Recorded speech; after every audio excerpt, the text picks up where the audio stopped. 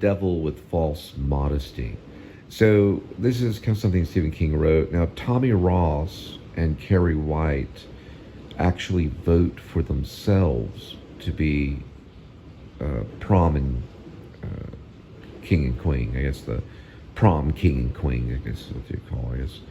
I guess prom king and prom queen.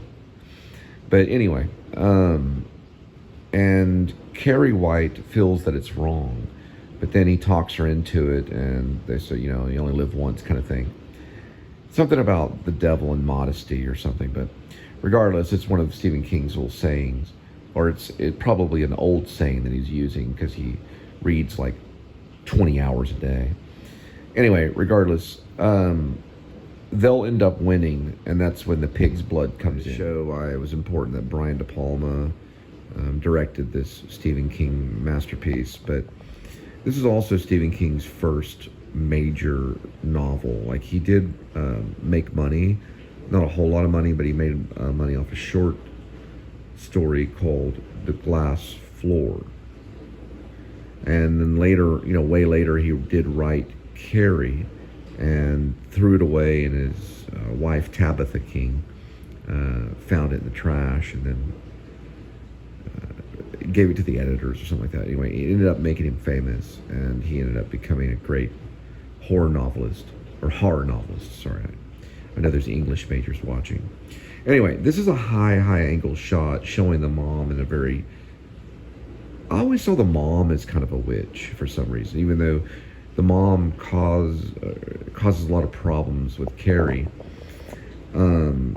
Disciplinary problems within the home, locking her up in the closet, but the mom also kind of looks like a witch in a way, just the way she's dressed. And here she's taught, you know, like she's over looking at the carrots, you know, or touching the carrots or whatever, and the table is empty, and the shot lingers over the hanging lamp. It makes it look very witchcraft kind of thing. I don't know. To me, it does.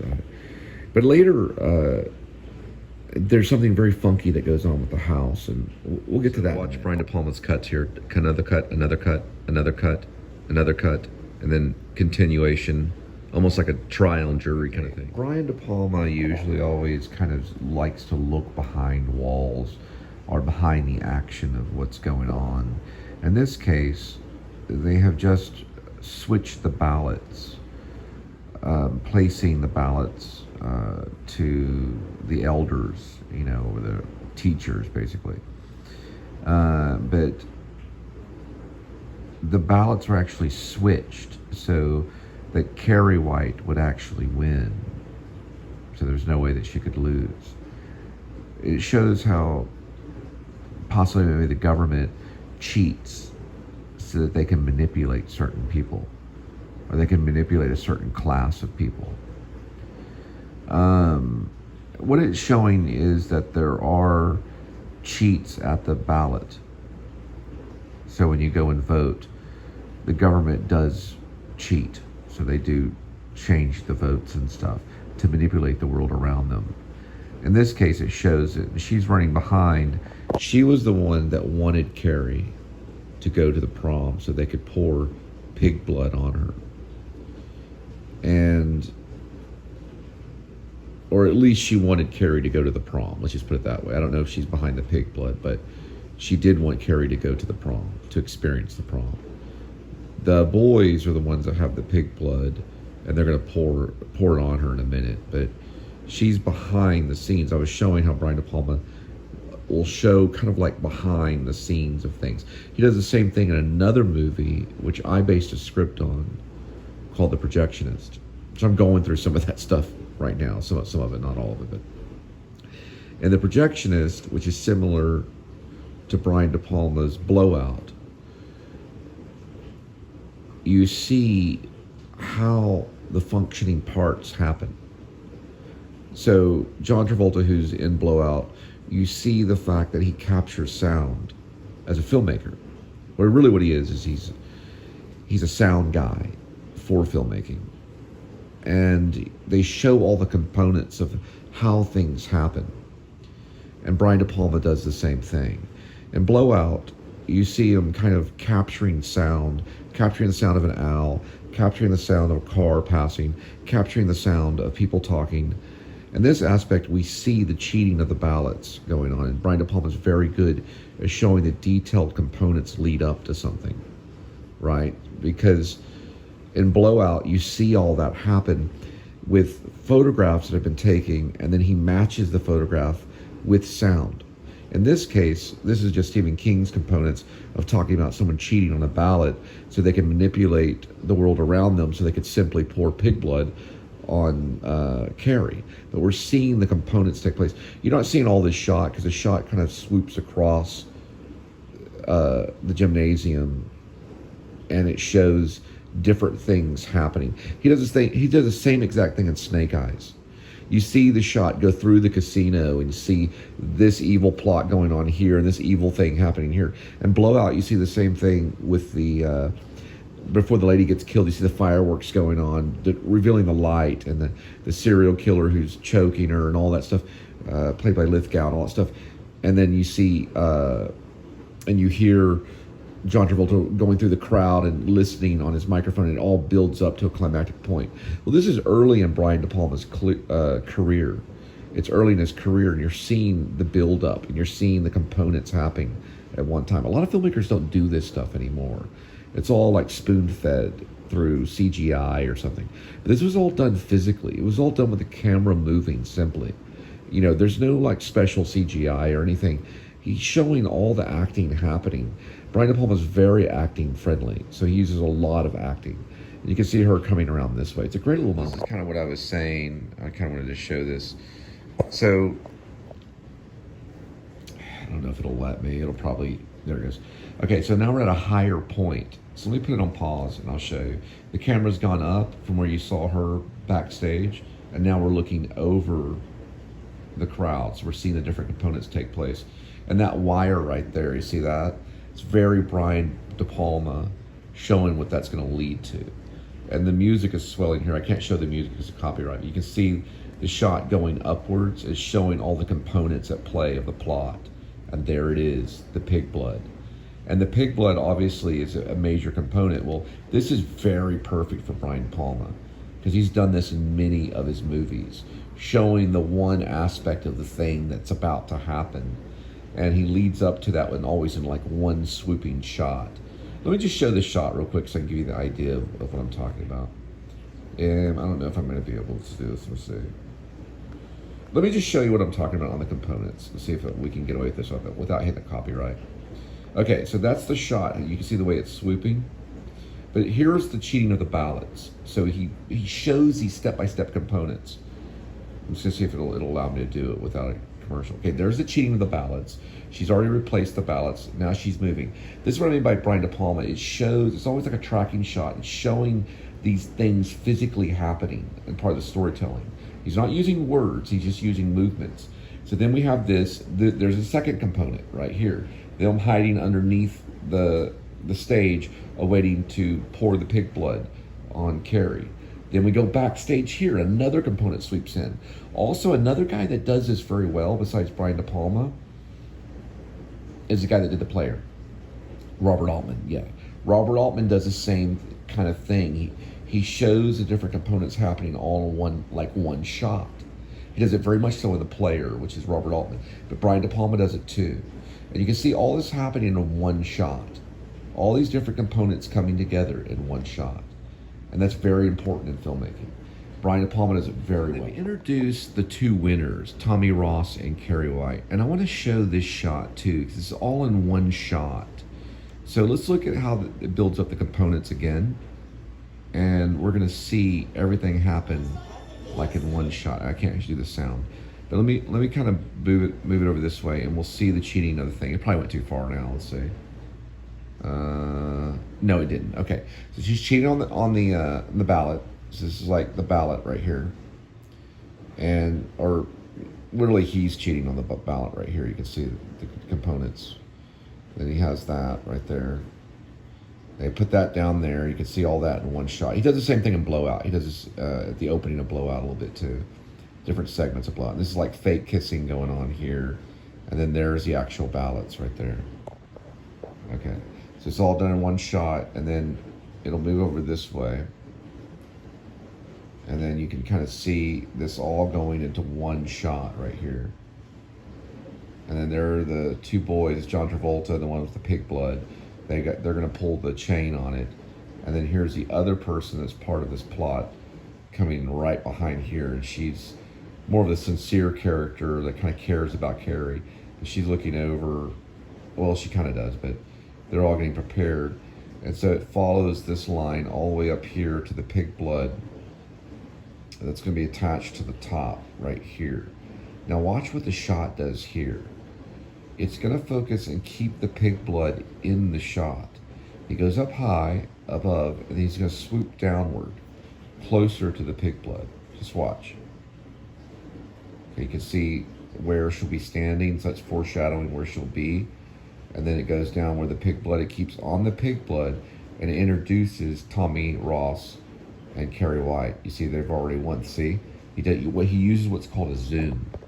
Okay, so he zooms in that way to show its big effect. Then he goes to the right. So she accepted the prom queen trophy or award or whatever, the crown. Yeah, the crown.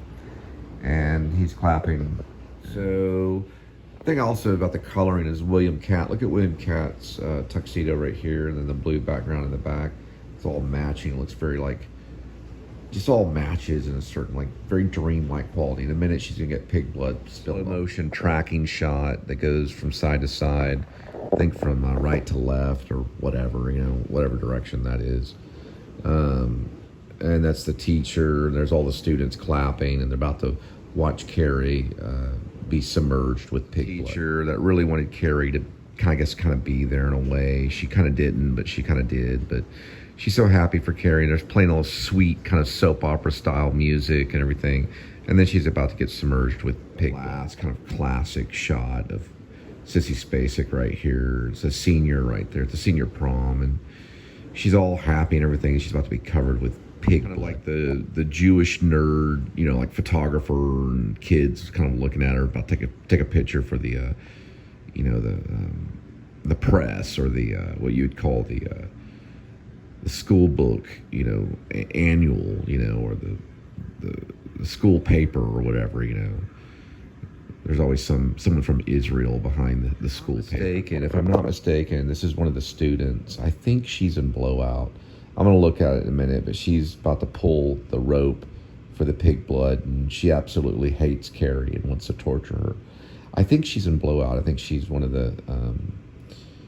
she's the lady that gets killed in Blowout. She eventually will play Sally in Blowout. She's Chris Hargensen, which is a character Stephen King created for Carrie. But she will eventually be working with Brian De Palma way later in, later on, 1981 was Blowout, as Sally. So it's, her name is Nancy. Her real name is Nancy Allen. So she plays Chris Hargensen here in Carrie. And then in Blowout, she plays Sally. Her name is Nancy Allen. This is always very interesting about a Brian De Palma film, is that he always uses the colors red, white, and blue, and there's always these exotic angles, you know. Kitty, stop it. Sorry, my cat is somewhere over there doing something. Anyway, he uses these like really wide angles, sometimes green, but like red, white, and blue. There's always these very exotic angles right here, and close-ups, and then you see the slow motion thing happen, and the music will build, and then, Kitty, stop it for real. I'm trying to see if the cat's back there. Anyway, okay, so this is basically what's going to happen, like right here. Hang on for a minute. Let me pause it. Okay, that's enough. Where'd he go? Stop it. I'm trying to do something. With Brian De Palma. It's a film thing. Okay, sorry about that. He needs a little bit of discipline. Anyway, so where's the remote? Okay, so it's right here. Okay. Yeah. Okay. So to Brian De Palma, it's very like red, white, and blue, and it's like slow motion. Here's a slow motion. Okay, you're getting basically kind of slow motion, regular motion. There's always like bright colors, And then there's look at the Texas flag there for a minute. I gotta move over this way. Anyway, what's gonna happen next is there you can see it right there in the shadow in the scrim. They're gonna pull the plug on Carrie, and the slow motion shots always happen in Blowout too. You can see them like trying to stop things too. There's a blowout section with John Travolta at the very end where there's red, white, and blue fireworks going off. There is the thing, he's pulling on this. They're trying to stop him from doing it. She slaps him. And then you're about to see the pig blood fall all over Carrie. Kitty, seriously, stop it. Where's the cat? Kitty, stop it. Calm down. And you see this right here. Hang on a second. Yeah, he's got these like close-up shots of the mouth and things like that. Let's see. And there it is about the spill right here. And there's gonna be all these little segments happening, and that's what I wanted to show. You can see that, and then boom, she's covered in blood. So just like Hitchcock, the amount of cuts were an incredible amount right before the blood saturates Carrie White. So it's a lot of different cuts. I would say probably in the hundreds or so. It feels that way. It's quite a bit. And Hitchcock, I think in the shower sequence in Psycho, it was an incredible amount of shots in a fast period of time. Just amazing amount of cuts. This is very close to that in the shower sequence. It's many cuts showing different things.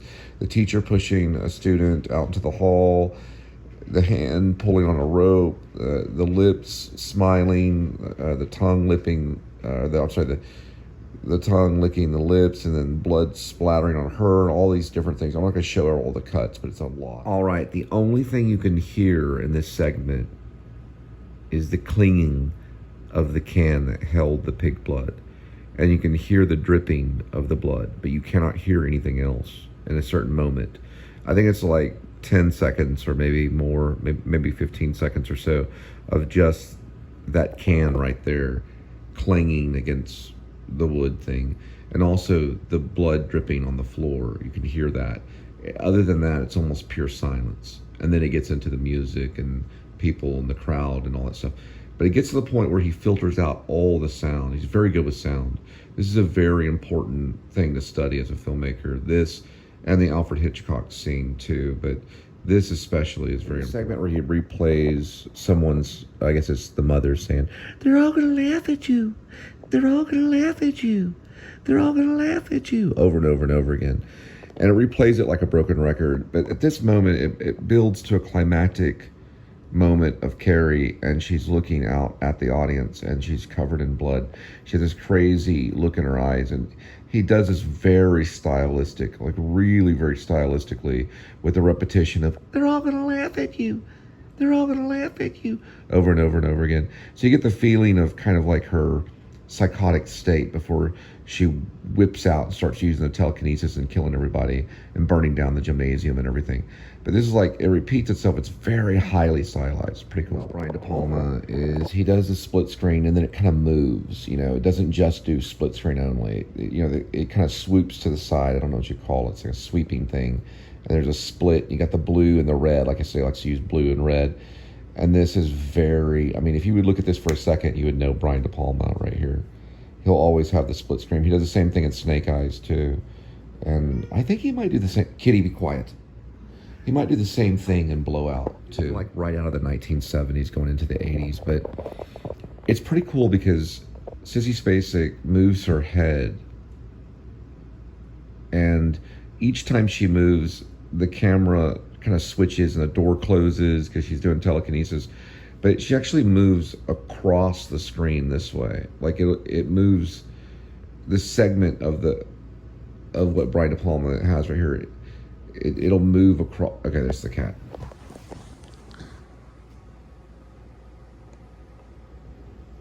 He's flipping out. The cat is. Anyway, you have to see it. You just have to watch it. Taking butter. So I put butter. Put like half a stick of butter.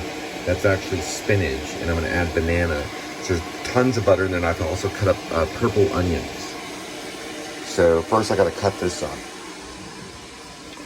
I got to work really quick. This is kind of like a French thing. I don't know what to call it really. It's kind of my own design. I'm just experimenting with food.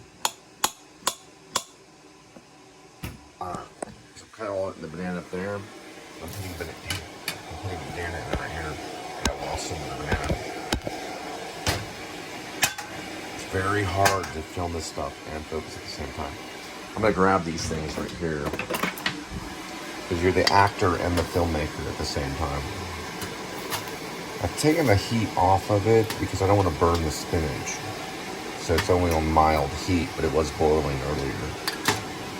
Got a little bit of banana right here. And banana's like the worst thing that operates with this phone because it sticks on the actual phone. I'm also making tea. Yeah, there's the cat.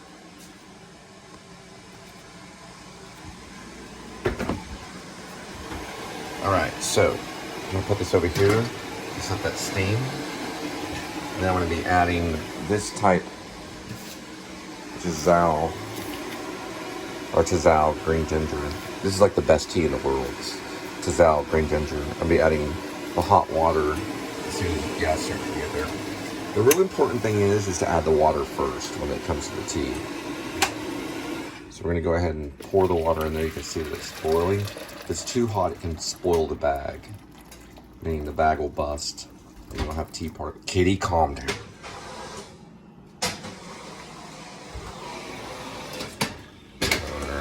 I'm going to add just a touch of water, just hardly any at all, just a very small amount. There we go, just to kind of get the bananas going. Okay. The towel right here. Let's take this off. Kitty, calm down. Calm down. Okay, let me throw this in here. Kind of grab this thing that I have here. I'm just going to kind of move it around in here. Keep it from busting. I'm making a tea right here.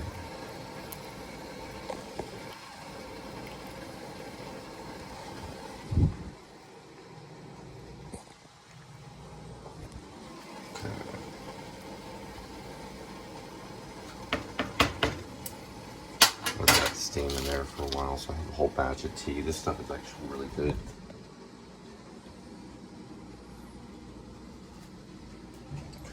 This thing. I know the top. I need to clean that top on there.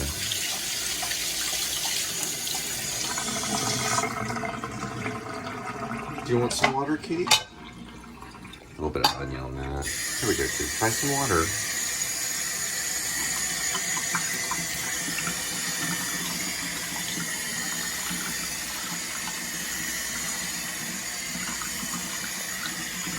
Alright, we'll put that down there.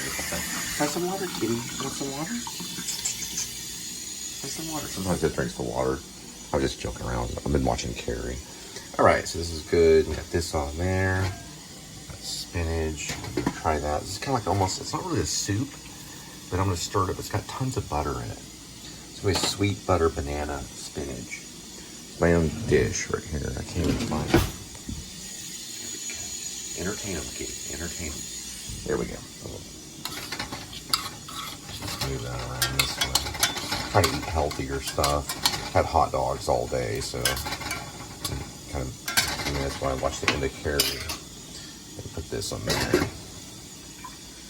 And what I'm really going to do with this right here. Okay. Don't want to put that on there.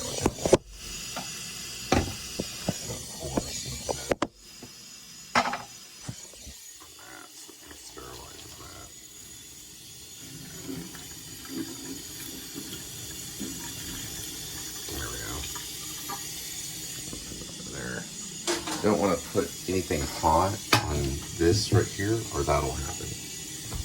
So, here we go, Kitty.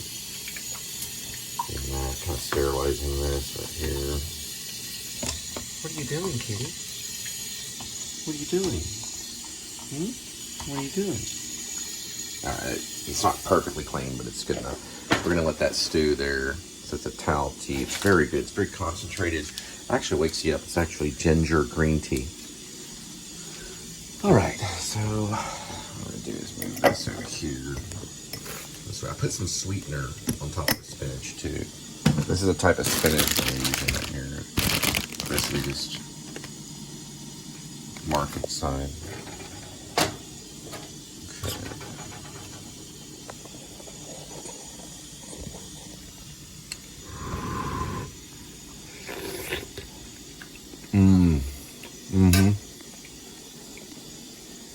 That's very good. It's a banana spinach. I put sugar in it. I put a little bit of sweetener and lots of butter, about a half a stick of butter. You want a half a stick of butter. The banana, put in that last. You don't want to overcook the banana. You want to put the spinach in for about, I don't know, 4 or 5 minutes. Let it boil. I also added a lot of, after it was boiling and I brought the boiling down, I added a lot of spinach on top of it after the boiling was going down. So I put about maybe 3 or 4 handfuls of spinach when it wasn't completely boiling. So you want to boil some of it so you get the juices in there, and then wait because you don't want to overboil the spinach, okay? So I would only boil the first part of the spinach maybe 3 or 4 minutes at the most at boiling rate. Then take it off of boiling, let it subside from boiling, and then add the bananas, the sugar, and the stick of butter. You want to stir it up in there really good. And then add, or a half a stick of butter, and then add about a handful of spinach. Very good. The last Jewish beekeeper that I ever met, he's dead. His name was Bert Shavitz. He's dead. There are no more Jewish beekeepers.